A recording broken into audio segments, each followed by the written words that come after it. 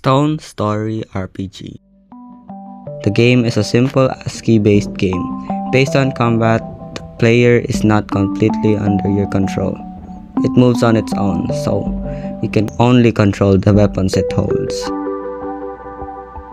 Later on the game, you get access to the most powerful stone you'll ever get, the Mind Stone. This is a really great tool for every other aspect in a game. The Mind Stone has its own unique language, which is called Stone Script officially. It's really simple and rudimentary, but it is powerful enough to handle every boss, given you know a strategy how.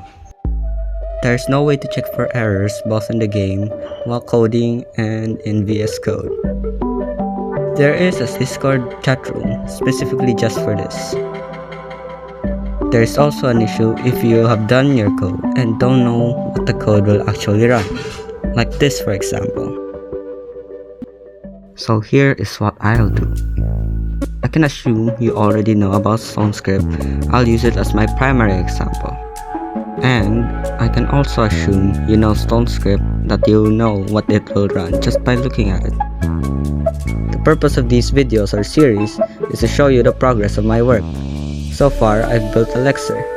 So for this video, I'll talk about lexers, which is something interesting to me. So now we can continue.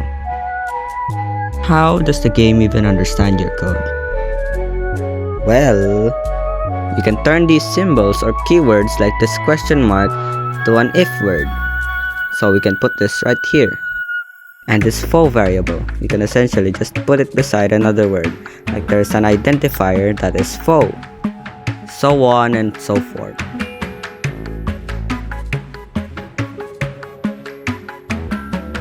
What I've put to the side here are tokens, labels per se.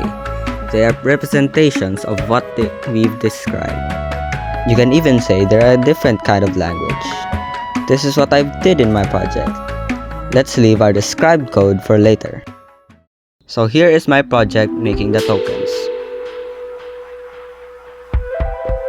This is what it outputted. This may be different from what we've just made, and a lot bigger in fact. But the extras can be removed, because they aren't really important. Those are for a later part. If you can't tell, we can turn these labels we've made back into the code we've initially written, just in the site of the program's recreation.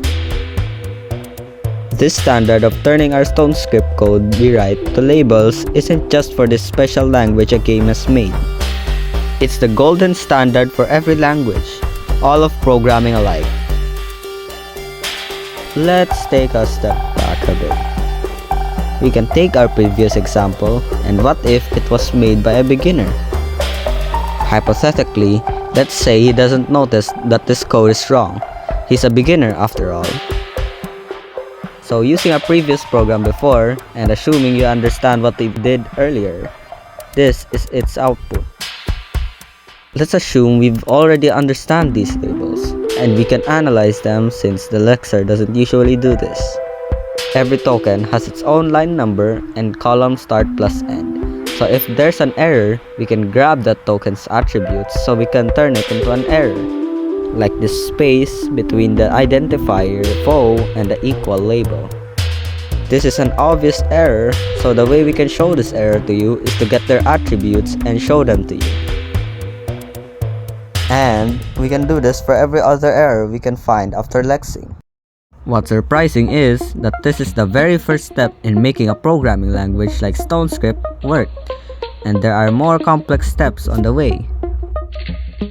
That is all you need to know about the very first step of making languages, like Stone Script. Just know this part of the language is the most helpful for everything else. And hey, this is my first ever video doing these kinds of stuff. Consider liking and leaving a comment on what I should improve on. Either way, this is kind of fun for me to create. I hope you also find these things awesome and interesting in a way, just like how it interested me into programming. Alright, see you next time.